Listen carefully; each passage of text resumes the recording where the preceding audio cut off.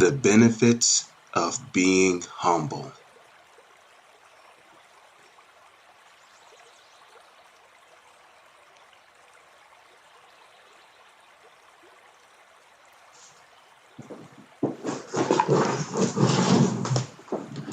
Shalom. First and foremost, giving God praises, honor, glory, respect, and blessings to Yahweh, Bashem, Yahweh Shai, Bashem Rachapadash. Salutations to the Lord's elect on the four corners of the earth, pushing this truth and sincerity while patiently waiting for Yahweh Shai's return. And double honors to our apostles and elders of Great Millstone, which have taught us everything we know through the spirit and power of Yahweh, Bashem, Yahweh Shai.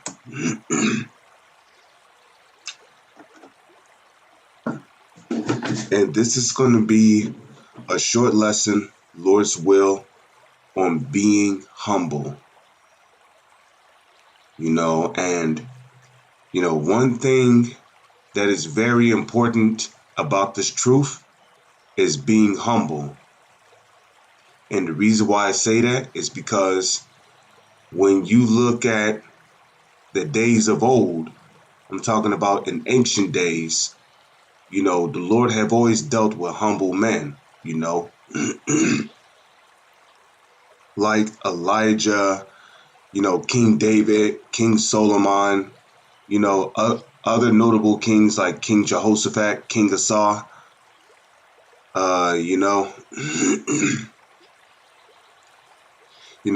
Abraham, Isaac, Jacob. The Lord have always dealt with humble men, even Abel. Yes, even Abel himself was a humble man. Even Noah was a humble man, why do I say Noah was humble? Well, look at what he went through. When he was telling people it was going to rain, right? Could you imagine the humility he went through? People looked at him and laughed. They mocked. They scorned. They talked BS about him. They made jokes about him. And, it's not easy, to be looked at as some kind of fool by the majority of the people. Noah was looked at as a fool, and yet he remained humble and he continued to prophesy. And while he was at it, he also continued to build an ark. Moses was a humble man. When the Lord first appeared to Moses as a fire amongst the bushes, Moses said, "How can I speak to these people?" Like Moses basically was, he had speech problems. Moses was like, "How can I speak to these people?" I have speech problems. I can't speak properly. So even Moses was a humble man. When you look at when you look at really great men in ancient past, like King David, Moses, Noah, Joshua, the men of the book of Judges, such as Barak and Ahud and other the other judges, Daniel, Jeremiah, King David, Solomon, great men like that were humble. Okay. So what am I getting at? The Lord have always dealt with humble men. Okay. So the Lord is not going to deal with anyone who is proud. But if you're humble, if you're being humble and you're worshiping Yahweh Bashem, Yahweh Shai in truth, in spirit, and in sincerity, the Lord will deal with you. Okay? Proverbs chapter 16, verse 18. Pride goeth before destruction, and a haughty spirit before a fall. You see? A haughty spirit before a fall. You want to know why the so-called white man is going to fall? You want to know why he's going to be taken out of his rulership? Because he is haughty. He is proud. Like it tells you in Obadiah 1 verse 3. Okay, the pride of Edom. So this kingdom is going to fall. Okay? So the Lord hates a proud person, you know. First off, we did not create our own spirits. Our spirits were created. So what do we have to be proud for, Pride goeth before destruction, you know? And that's why, like, you look at the news, you see all these people dying. A lot of those people were proud, you know? A lot of those people were proud. Better is it to be of a humble spirit, okay? Better is it to be of a humble spirit. Humble, okay? Better is it to be of a humble spirit with the lowly than to divide the spoil with the proud. You see? James chapter 4, verse 6. But he, Yahweh Bashem Yahweh Shai, giveth more grace, wherefore he saith, Yahweh Bashem Yahweh Shai resisteth the proud. The Lord resisteth the proud. Okay, look at these false Israelite groups. You think the Most High is dealing with them? The Most High is resisting them because they are proud. You got one Israelite group that say that the name don't matter. Nobody's going to know the name until Yahweh Shai returns. You got another group saying that the Most High's name is Ahiah, Yeshaya, Ahiah. His son's name is Yeshaya. You got another group saying you can do it to your woman in the butt. You don't have to go out in the cold and teach. So the Most High is resisting them because they are proud. Okay, you got some groups who teach that the mark of the beast is Christianity or sleeping with the so-called white woman.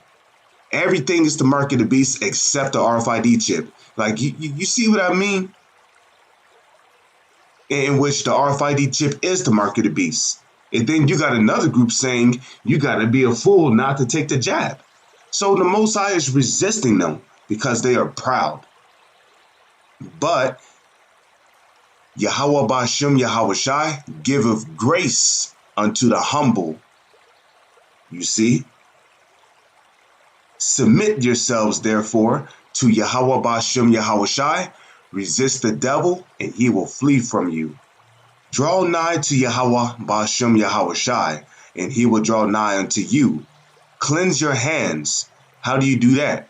You do that by walking in the spirit, by reading the scriptures, by studying, by figuring out what pleases Yahweh Bashem Yahweh Shai.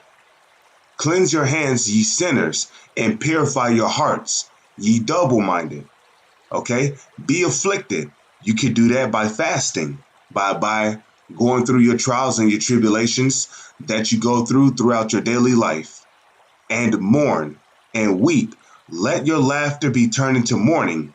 Why? Because we're in captivity, We're not in the kingdom of heaven. We're in captivity. And your joy to heaviness. Humble yourselves in the sight of Yahweh Bashem Yahweh Shai, and he shall lift you up.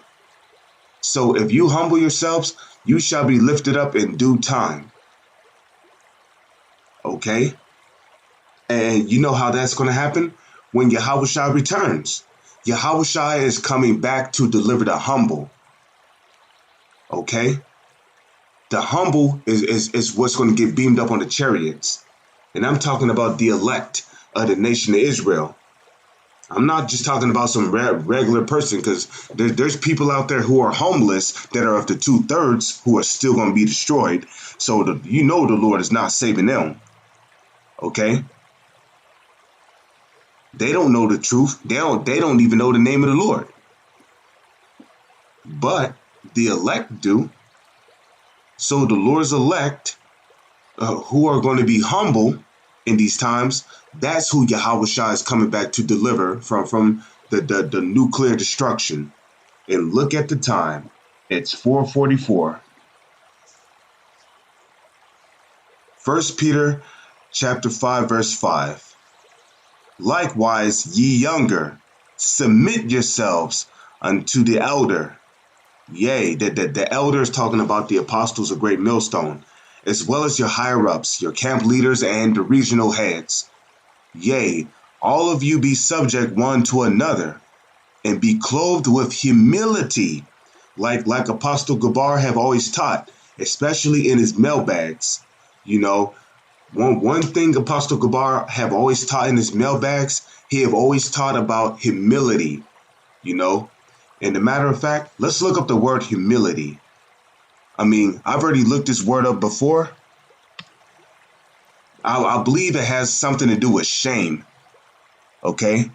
And we are to be ashamed because we have sinned against our power, you know? Okay? Humility, this is the definition of humility from google.com. Humility. A modest or low view of one's importance. Humbleness. You see? So when you have humility, you have a low view of yourself. You have a low view of your own importance, you know? Like the Lord don't need me. As it is written, the Lord could have raised up stones to wake up the elect of the nation of Israel. You know, the Lord didn't have to wake me up. So we got to be humble. You know, we didn't wake ourselves up to the truth. What did Yahushua say? He said, no one can come to him except the Father draw him to him. So we didn't wake ourselves up to the truth. Everything we know concerning the truth, we didn't teach ourselves that. It was taught to us by our apostles and those who knew the truth. Well, of course, they were taught by the apostles of Great Millstone, and then they taught us. Okay, so we are nothing at the end of the day, man. You know, we are lowly servants who are trying to be delivered, who want salvation. Okay. So likewise, ye younger, submit yourselves unto the elder. Yea, all of you be subject one to another, be clothed with humility. For Yahweh Bashem Yahushua resisteth the proud, and giveth grace to the humble. Okay, the Lord gives grace to the humble. Okay, look at King David. Did not the Lord give him grace? Even though King David committed adultery, immediately King David humbled himself to you know, when the prophet Nathan went to King David and confronted him on how he committed adultery with Uriah's wife, King David humbled himself, you know, as great and as mighty as a king, as mighty as a king that King David was. He humbled himself, you know. He admitted that he sinned and he humbled himself.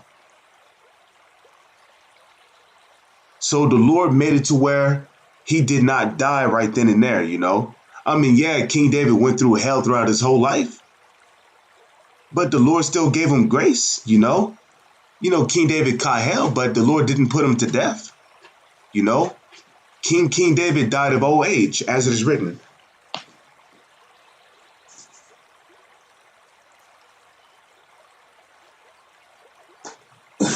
But now, if you look at Saul, Saul was a proud man, you know. I mean, the Lord told Saul to do this and that. Saul wanted to do his own thing. That's pride, you know. Pride happens by actions, you see. But King David, on the other hand, was a humble man, you know. Despite the fact that King David was mighty, he fled from Saul. He ran from Saul. In today's time, people in today's times, niggas would have called King David a bitch for running from King Saul. But in our eyes, King David was a wise man.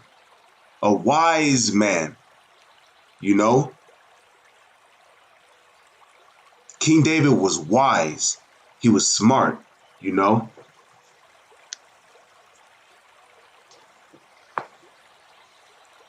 You know, that also shows how humble King David was, you know. Here it is, this man slayed Goliath, but he's running from Saul. That takes humbleness and humility. So we have nothing to be proud of. This is the book of Proverbs, chapter 3, verse 34. Surely he, Yahweh Ba'ashem Yahushai, scorneth the scorners, but Yahweh Ba'ashem Yahushai giveth grace to the lowly. With that, I'm going to say, Shalom is on to the next one.